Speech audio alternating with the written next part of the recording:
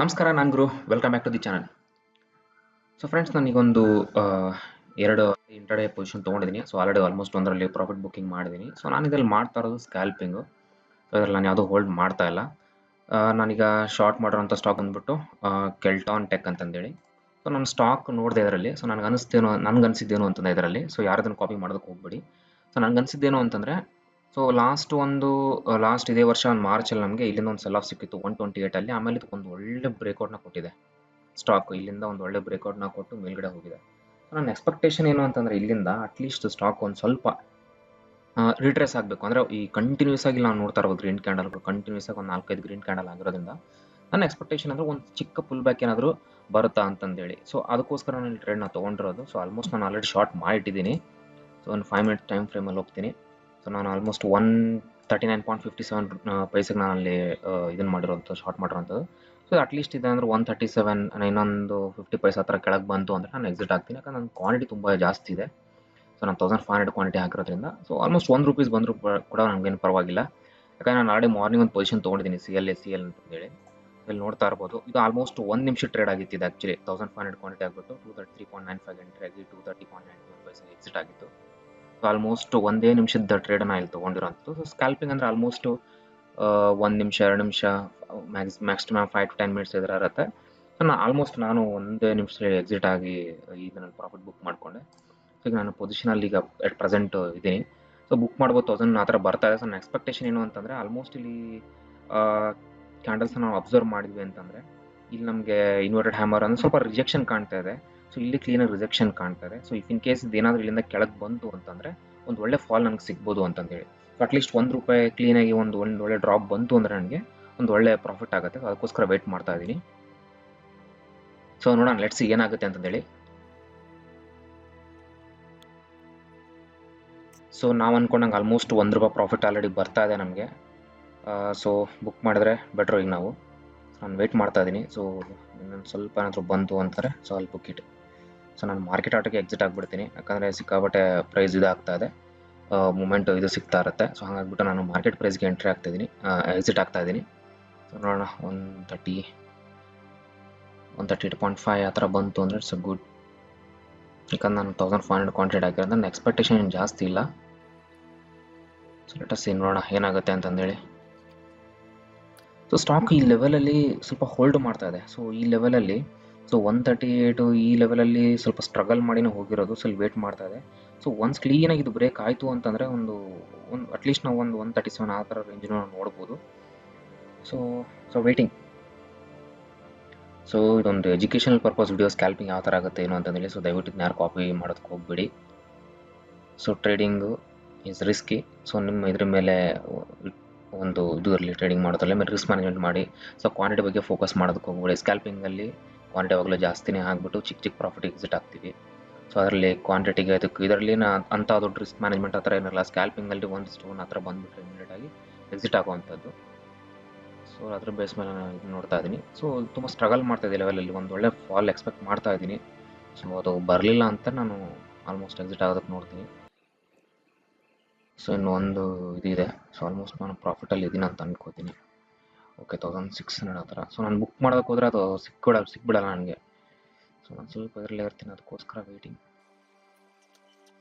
138.60. So let us see, ನೋಡೋಣ ಏನಾಗುತ್ತೆ ಅಂತಂದೇಳಿ. 138 ಆಲ್ಮೋಸ್ಟ್ 1500 ಹತ್ರ ಬಂದಿದೆ. ಇಲ್ಲ, ಸೊ ಓಕೆ. ನೋಡ್ತಾ ಇರ್ಬೋದು. ಸೊ ಮತ್ತೆ ಇಲ್ಲಿಂದ ಇದು ಆಗ್ತದೆ. ಸೊ ನನಗೆ ಯಾಕೋ ಡೌಟ್ ಹೊಡಿತಾ ಇದೆ. ಸೊ ಬೆಟರ್ ಇಲ್ಲಿಂದ ನಾವು ಎಕ್ಸಿಟ್ ಆಗ್ಬಿಡೋದು ಇದಂತ ಅನಿಸುತ್ತೆ. ಯಾಕಂದರೆ ಇದು ಮತ್ತೆ ಇಲ್ಲಿಂದ ರಿವರ್ಸ್ ಆಗೋ ಚಾನ್ಸಸ್ ಇದೆ ಕಾಣಿಸ್ತದೆ. ಯಾಕಂದರೆ ಈ ಲೆವೆಲ್ ಅದು ರಿಜೆಕ್ಷನ್ ಇದ್ರೂ ಬ್ರೇಕ್ ಆಗೋಕ್ಕೆ ಟ್ರೈ ಮಾಡ್ತಾ ಇಲ್ಲ. ಸೊ ನೋಡ್ಕೊಂಬಿಟ್ಟು ನಾನು ಇಲ್ಲಿಂದ ಏನಾದರೂ ಒಂದು ಸ್ವಲ್ಪ ಏನಾದರೂ ಇದಾಗುತ್ತೆ ಅಂತಂದರೆ I will exit the trade. So almost ನಾನು ಕಾಸ್ಟ್ ಇದೀನಿ ಅಂತ ಅನ್ಕೋತೀನಿ. ಸೊ ಅಟ್ಲೀಸ್ಟ್ ಎಕ್ಸಿಟ್ ಆದರೆ ಬ್ರೋಕರೇಜ್ಗಾದರೂ ಆಗುತ್ತೆ. ಸೊ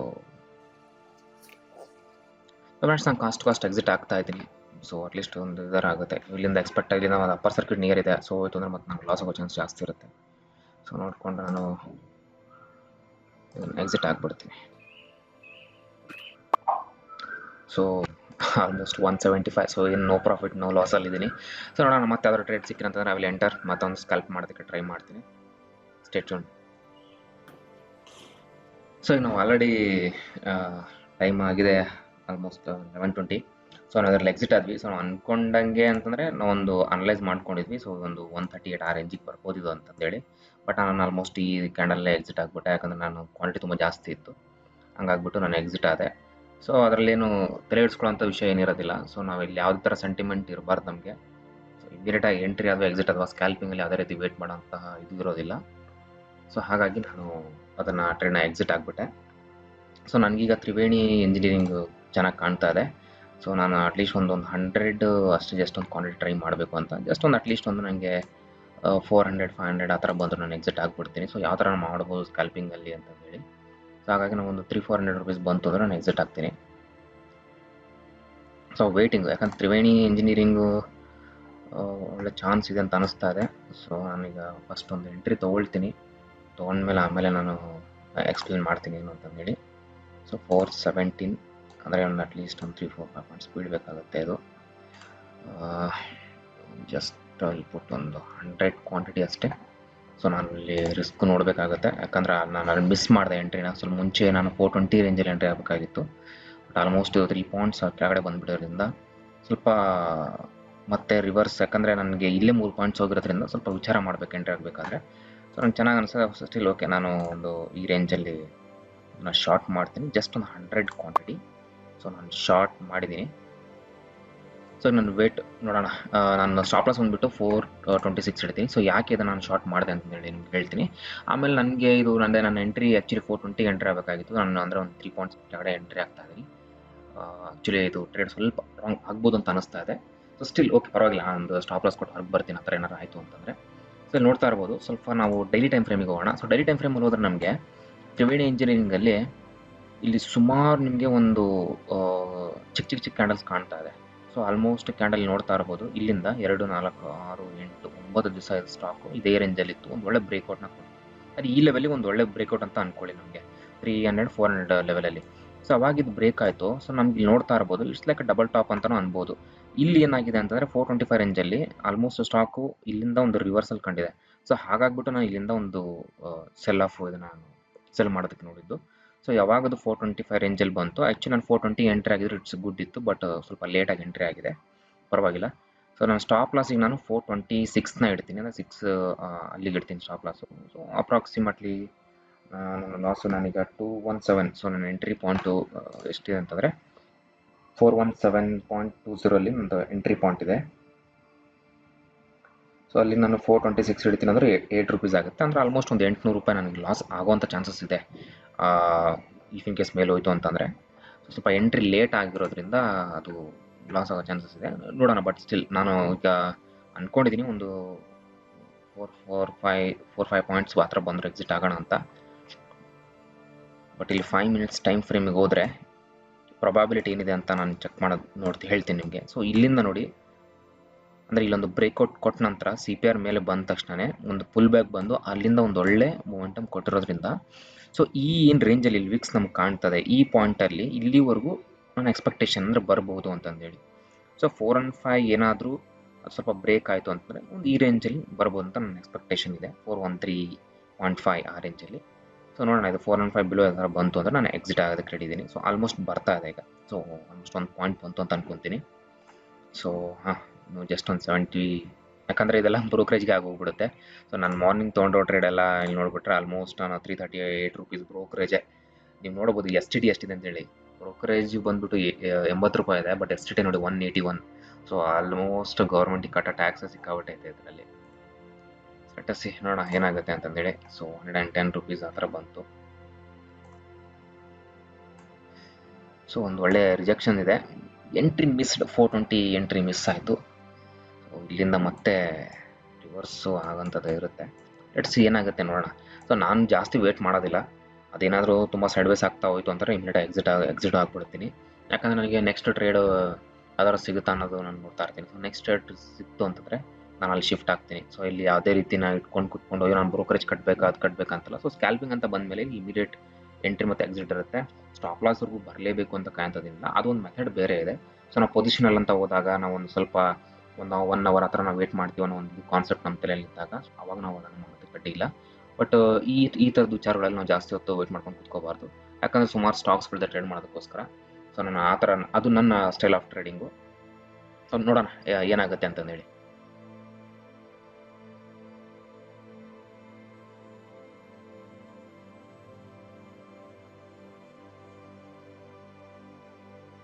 ಸೊ ಇನ್ನೊಂದೇನು ಅಂತಂದರೆ, ಸುಮಾರು ಜನಕ್ಕೆ ಎಸ್ ಎಲ್ ಇಡೋದೊಂದು ಸ್ವಲ್ಪ ಕನ್ಫ್ಯೂಷನ್ ಆಗ್ತಾ ಇರುತ್ತೆ. ಸೊ ಎಲ್ಲಿ ಇಡಬೇಕು, ಯಾವ ಥರ ಇಡಬೇಕು ಅಂತಂದೇಳಿ. ಸೊ ಇದರಲ್ಲಿ ತೋರಿಸ್ಕೊಡ್ತೀನಿ. ಇನ್ನೂ ಎಸ್ ಎಲ್ ಇಟ್ಟಿಲ್ಲ ಇದರಲ್ಲಿ. ಸೊ ನೀವು ನೋಡ್ತಾ ಇರ್ಬೋದು, ಇಲ್ಲಿ ಎಕ್ಸಿಟ್ ಅಂತ ಹೋಗ್ಬಿಟ್ಟು, ಸೊ ಇಲ್ಲಿ ಎಸ್ ಎಲ್ ಅಂತ ಏನಿದೆ, ಸೊ ಈ ಎಸ್ ಎಲ್ ಅಲ್ಲಿ ನಾನು ಎಷ್ಟು 426 ಇಡ್ತಾ ಇದ್ದೀನಿ.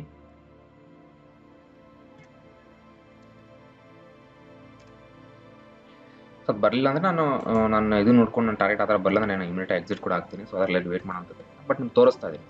ಸೊ 426 ಟ್ರಿಗರ್ ಪ್ರೈಸು ಮತ್ತು ಲಿಮಿಟ್ ಪ್ರೈಸ್ ಎರಡೂ ಇಟ್ಟಿದ್ದೀನಿ. ಸೊ ನಾನು ಇಲ್ಲಿ ಬೈ ಅಂತ ಕೊಟ್ಟಾಗ, ಸೊ ಅದು ಆ ಪ್ರೈಸಿಗೆ ಬಂದು ಇಟ್ಟಾಯಿತು ಅಂತಂದರೆ ನನ್ನ ಹೆಸರು ಟ್ರಿಗರ್ ಆಗುತ್ತೆ. ಸೊ ಇಲ್ಲಿ ಹೋಗಿ ನೋಡ್ಬೋದು ಆರ್ಡ್ರಲ್ಲಿ.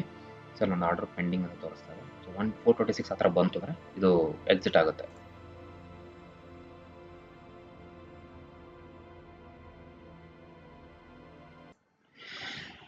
ಸೊ ಸಿಕ್ಕಾಪಟ್ಟೆ ಆಟಾಡಿಸ್ತಾ ಇದೆ. ಸೊ ನಾನು ಹೇಳ್ದಂಗೆ ಇಲ್ಲಿ ಈ 3 ಕ್ಯಾಂಡಲ್ ಇಲ್ಲಿಂದ ಇಲ್ಲಿ ವಿಕ್ಸ್ ನಮ್ಗೆ ಕಾಣ್ತಾ ಇದೆ. ಸೊ ಇಲ್ಲಿಂದ ಒಂದು ಒಳ್ಳೆ ಮೂಮೆಂಟ್ ಕೊಟ್ಟು ಅದಾದಮೇಲೆ ಅಲ್ಲಿಂದನೇ ಕೆಳಗಡೆ ಬಂದು ಇನ್ನು ಮತ್ತೆ ರಿವರ್ಸ್ ಆಗ್ತಾ ಇದೆ. ಸೊ ಇದು ಇಲ್ಲಿಂದ ಇನ್ನೂ ಸ್ವಲ್ಪ ಕೆಳಗೆ ನಾನು ಎಕ್ಸ್ಪೆಕ್ಟೇಷನ್ ಇತ್ತು. ಸೊ ಆಲ್ಮೋಸ್ಟ್ ಇದು 413 ಲೆವೆಲಿಗೆ ಬಂದು ಹೋಗಿದೆ. ಸೊ ನೋಡೋಣ, ಇದಕ್ಕಿಂತ ಸ್ವಲ್ಪ ಕೆಳಗಡೆ ಬಂತು ಅಂತಂದರೆ ನಾನು ಎಕ್ಸಿಟ್ ಆಗೋಕ್ಕೆ ಟ್ರೈ ಮಾಡ್ತೀನಿ. ಸೊ ನಾನು ಯಾವುದೇ ರೀತಿ ನಂದು ಇಂಟೆನ್ಷನ್ನು ಅಂದರೆ ಹೋಲ್ಡ್ ಮಾಡಬೇಕು ಆ ಥರ ಅಂತ ಎಲ್ಲಿ ಇಟ್ಕೊಂಡಿಲ್ಲ. ಸೊ ಒಂದು ಪ್ರಾಫಿಟ್ ಇಮಿಡಿಯೇಟ್ ಎಕ್ಸಿಟ್ ಆಗ್ತಿತ್ತು. ಸೊ ಕಣ್ಣಿಗೆ ಆಲ್ಮೋಸ್ಟ್ 200 ಕಾಣಿಸ್ತಾ ಇದೆ. ಸೊ ಒಂದು 300 ಆ ಥರ ಬಂತು ಅಂದರೆ ಎಕ್ಸಿಟ್ ಆಗ್ಬಿಡುತ್ತೆ ಬೆಟರ್. ಯಾಕಂದರೆ ನಾವು ಆಲ್ರೆಡಿ 3 ಪಾಯಿಂಟ್ಸ್ನ ಮಿಸ್ ಮಾಡಿದ್ವಿ. ಸೊ 420 ಎಂಟ್ರಿ ಇತ್ತು. ಸೊ 3 ಪಾಯಿಂಟ್ಸ್ ಮಿಸ್ ಮಾಡಿರೋದ್ರಿಂದ ಸೊ ಜಾಸ್ತಿ ಇಲ್ಲಿ ಎಕ್ಸ್ಪೆಕ್ಟ್ ಇಡೋದಕ್ಕಾಗಲ್ಲ. ಯಾಕಂದರೆ ಪಾಯಿಂಟ್ಸ್ ತುಂಬ ಇಂಪಾರ್ಟೆಂಟ್ ಇದರಲ್ಲಿ. ಇಷ್ಟರಲ್ಲೇ ನಾವು ಸ್ಕ್ಯಾಲ್ಪ್ ಹೆಂಗೆ ಮಾಡ್ತೀವಿ ಅಂತಂದರೆ ಈ ಪಾಯಿಂಟ್ಸಲ್ಲೇ ನಾವು ಇದನ್ನು ಮಾಡ್ಕೊಂಡು ಹೋಗಬೇಕು. ಸೊ ತುಂಬ ಆಟಾಡ್ತಾ ಇದೆ ಈ ರೇಂಜಲ್ಲೇ. ಸೊ ಲೆಟ್ಸ್ ಸಿ, ನೋಡೋಣ ಏನಾಗುತ್ತೆ ಅಂತಂದೇಳಿ.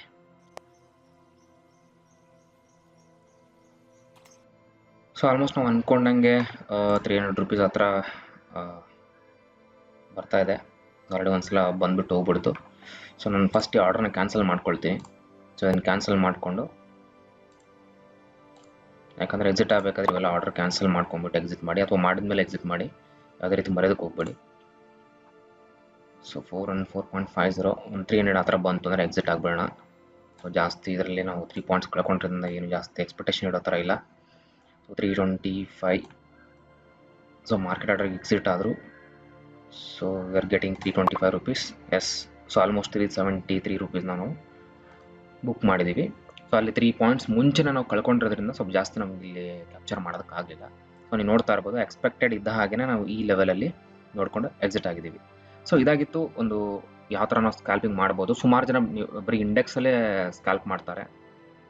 ನಾನು ಸ್ವಲ್ಪ ಕಡಿಮೆ, ಬಟ್ ಮಾಡ್ತೀನಿ ಸ್ವಲ್ಪ ಕಡಿಮೆ. ಸೊ ನಂಗೆ ಸ್ಟಾಕ್ಸ್ ತುಂಬ ಇದಾಗಿರೋದ್ರಿಂದ ಸ್ಟಾಕ್ಸಲ್ಲಿ ಮಾಡ್ತಾ ಇದ್ದೀನಿ. ಸೊ ಹಂಗಾಗಿ ನಾನು ಸ್ಟಾಕ್ಸಲ್ಲಿ ಮಾಡಿ ತೋರಿಸಿದ್ದೀನಿ. ಆಮೇಲೆ ನೀವು ನೋಡ್ತಾ ಇರ್ಬೋದು, ಈ ಸ್ಟಾಕ್ಸಲ್ಲಿ ಯಾರು ಕೇಳೋದಕ್ಕೆ ಸಾಧ್ಯ ಇಲ್ಲ. ಕೆಲ್ಟಾನ್ ಟೆಕ್ ಆಗಲಿ, ತ್ರಿವೇಣಿ, CL. ಸೊ ಇವೆಲ್ಲ ಕೇಳೋಕ್ಕೆ ಸಾಧ್ಯ ಇಲ್ಲ. ಸೊ ಸುಮಾರು ಥರ ಸ್ಟಾಕ್ಸ್ಗಳು ಇರ್ತವೆ. ಒಳ್ಳೆ ಮೂಮೆಂಟ್ ಸಿಗುತ್ತೆ, ಸ್ಕ್ಯಾಲ್ಪಿಂಗ್ ಒಳ್ಳೆ ಚಾನ್ಸ್ ಸಿಗುತ್ತೆ, ಅಥವಾ ಇನ್ವೆಸ್ಟ್ ಮಾಡೋದಕ್ಕೆ ಒಳ್ಳೆ ಚಾನ್ಸ್ ಸಿಗುತ್ತೆ. ಸೊ ಈ ಥರ ಸ್ಟಾಕ್ಸಲ್ಲಿ ನಾನು ತುಂಬ ಜಾಸ್ತಿ ಇದನ್ನು ಮಾಡ್ತೀನಿ. ಸೊ ಹಾಗಾಗಿ ಇವತ್ತಿನ ಓವರಾಲ್ ನೀವು ನೋಡ್ತಾ ಇರ್ಬೋದು, ಒಂದು 5,000 ಆ ಥರ ನಿಮ್ಮ ಕಣ್ಣಿಗೆ ಕಾಣ್ತಾ ಇದೆ. ಸೊ ಆಲ್ಮೋಸ್ಟ್ ನಾನು ತೊಗೊಂಡ್ರಂಥ ಟ್ರೇಡ್ಸ್ ಬುಕ್ ನೀವು ನೋಡ್ತಾ ಇರ್ಬೋದು. ಸೊ ಫ್ರೆಂಡ್ಸ್, ಇದಾಗಿತ್ತು ಇವತ್ತಿನ ವಿಡಿಯೋ. ನಾನು ಸಿಗ್ತೀನಿ ನಿಮಗೆ ಮುಂದಿನ ವಿಡಿಯೋದಲ್ಲಿ. ಸೊ ನಾಳೆ ಆ ಥರ ಸ್ಕ್ಯಾಲ್ಪಿಂಗ್ ಆಪರ್ಚುನಿಟಿ ಆ ಥರ ಸಿಕ್ತು ಅಂದರೆ ನಾನು ನಿಮಗೆ ಈ ಥರ ಲೈವ್ ಬಂದುಬಿಟ್ಟು ಕಲಿಸ್ಕೊಡೋದಕ್ಕೆ ಟ್ರೈ ಮಾಡ್ತೀನಿ. ಸೊ ನಾನು ಸಿಗ್ತೀನಿ ಮುಂದಿನ ವಿಡಿಯೋದಲ್ಲಿ. ಧನ್ಯವಾದ.